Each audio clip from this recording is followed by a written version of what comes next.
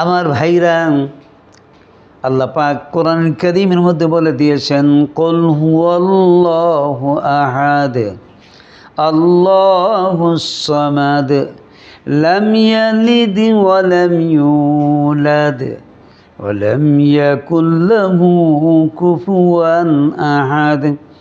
নবী আপনি বলুন, আল্লাহ এক এবং একক, তিনি বেনিয়াজ, তিনি কারো মুখাপেক্ষী নন, তিনি কাউকে জন্ম দেন এবং কেউ তাকে জন্ম দেয়নি।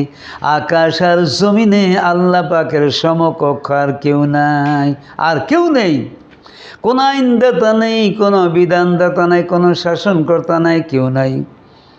সমস্ত নবী রাসূলরা তাওহীদের দাওয়াত দিয়েছেন, একত্ববাদের দাওয়াত দিয়েছেন, এক আল্লাহর প্রতি দাওয়াত দিয়েছেন। যারা একত্ববাদের কথা শুনেছেন, আল্লাহ পাক তাদেরকে জান্নাতের সুসংবাদ দিয়েছেন। সুবহানাল্লাহ, সুবহানাল্লাহ।